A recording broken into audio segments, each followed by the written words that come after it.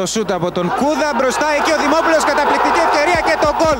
Το γκολ στο 8ο λεπτό της συναντήσεως από τον Δημόπουλο, τον σκόρερ του ΠΑΟΚ στα τελευταία παιχνίδια. Και ΠΑΟΚ Ολυμπιακός 1-0 στο 8ο λεπτό. Έγινε το φάουλ από τον Κούδα, η μπάλα πέρασε από το τείχος, έγινε λάθος από κάποιον αμυνόμενο και ο Δημόπουλος με διπλή προσπάθεια, αφού ο Αρβανίτης την πρώτη φορά απέκρουσε, έστειλε την μπάλα εύκολα στα δίχτυα. ΠΑΟΚ Ολυμπιακός 1-0 στο 8ο λεπτό του αγώνα.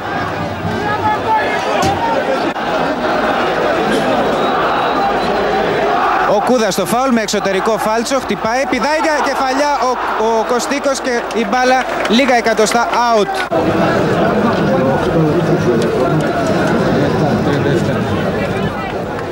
Ο Βαμβακούλας για τον Αναστόπουλο που φεύγει σαν εξτρέμ έξω αριστερά. Ωραία η παλιά του Αναστόπουλου για τον Κουσουλάκη, δυνατό το σουτ και παραχωρεί κόρνερ ο Παντέλης. Και γρήγορα το πλάγιο από τον Ιωσήφιδη που είναι πάλι κάτοχος της μπάλας. Σέντρα, έκοψε με κεφαλιά ο Βαμβακούλας, σε θέση βολής ο Δημόπουλος και το 2-0.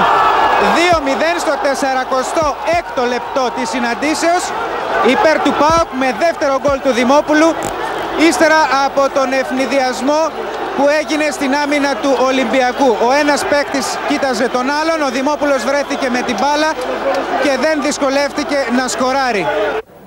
Μητρόπουλο και Εσταμπίγιο. Εσταμπίγιο χάνει από τον Ψαρά. Η παλιά του Ψαρά για τον Δημόπουλο. Μπαίνει στην περιοχή ο Δημόπουλος, κάνει το σουτ στην πορεία της μπάλας και αυτογκολ. Αυτογκολ και 3-0 για τον ΠΑΟΚ πριν συμπληρωθεί το πρώτο λεπτό του δευτέρου ημιχρόνου. Είναι από τον Βαμβακούλα, ο οποίος πιεζόταν από τον Κωστίκο.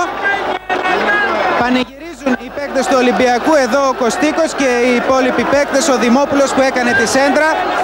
Αμέσως λοιπόν με την έναρξη του δευτέρου ημιχρόνου η παλιά έγινε στον Δημόπουλο, αυτός μπήκε, έκανε δυνατό σουτ παράλληλο προς το τέρμα και πιεζόμενος ο Βαμβακούλας έστειλε την μπάλα στα δίχτυα παρά την προσπάθεια του Αρβανίτη.